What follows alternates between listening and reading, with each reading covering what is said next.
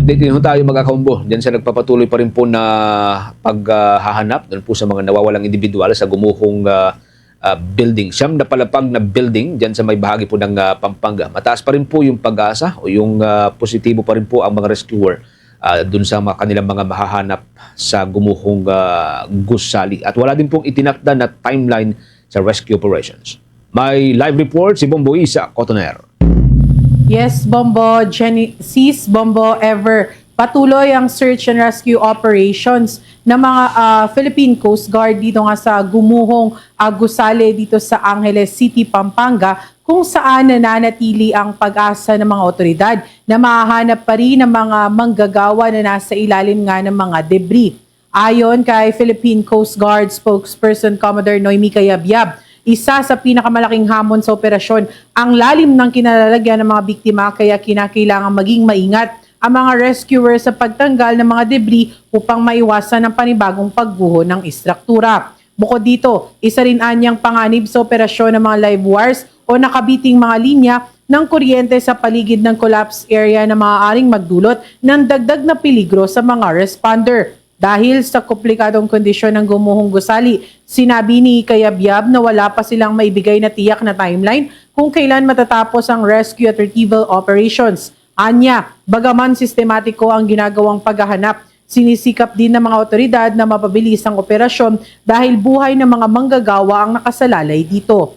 Kaugnay niyan, pakinggan natin ang tinig ni Philippine Coast Guard spokesperson Commodore Noemi Cayabyab. As we speak po, we couldn't set a timeline kasi again, banggit ko po kanina, medyo challenging po itong search and rescue operation because of the structure na rin po na itong collapse building na ito. And again, yung mga reported missing pa rin po. Talagang ang buong responding team ay talagang nagiging sistematiko po sa isinasagawa po operation. But definitely naman po ang Philippine Coast Guard kasama po iba't ibang ahensya, ang amin naman po talagang layunin is mapabilis po itong sinasagawa ating operations. Again, we are talking the lives of the missing individuals here in the incident. Sa kabila nito, tiniyak naman ng ahensya na prioridad din nila ang kaligtasan at kapakanan ng mga rescuer at responder na nasa ground zero. Nag-deploy na rin ang ahensya ng medical teams upang bantayan ang kondisyon ng mga tauhan bago, habang at matapos ang operasyon. Nakikipag-ugnayan na rin ang kagawaran sa iba pang ahensya ng pamahalaan at local responders upang mapalakas pa ang search and rescue efforts sa lugar. Patuloy din ginagamit ang mga specialized equipment at technical assessment upang matukoy ang posibleng lokasyon ng mga nawawalang manggagawa. Muli, ang tinig ni Philippine Coast Guard spokesperson Commodore Noemi Cayabyab.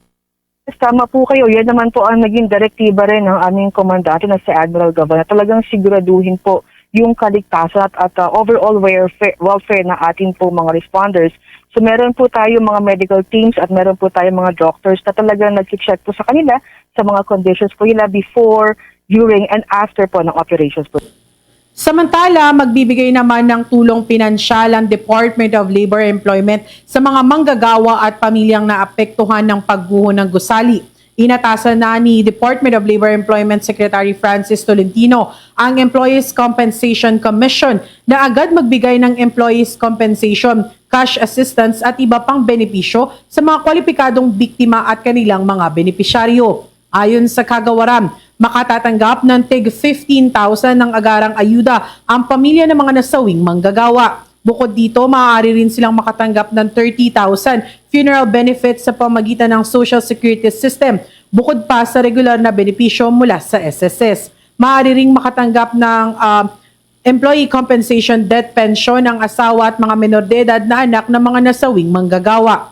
Habang ang mga sugatang manggagawa na kwalipikado sa programa ay bibigyan naman ng 10,000 cash assistance at disability benefit, depende yan sa magiging pagsusuri ng SSS.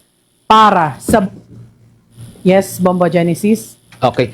Officially, Moisa, as of today, ilan na yung nasawi diyan sa gumuhong building?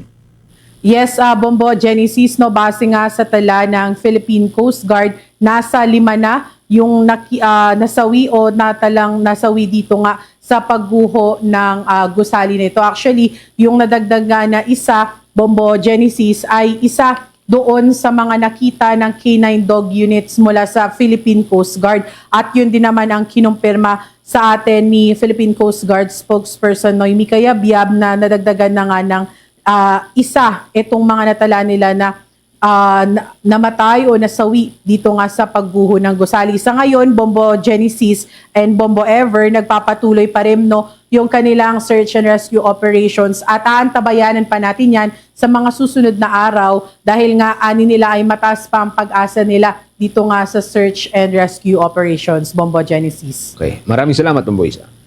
Para sa Bombo Network News, ito si Bombo Isa Cotaner and this is Bombo Radio Philippines, the number one and most trusted source of news and information. Basta Radio Bombo. For the most trusted source of news and information, visit our website at www.bomboradio.com. Follow us on Bombo Radio mobile app, Facebook, YouTube, TikTok, and X, formerly Twitter.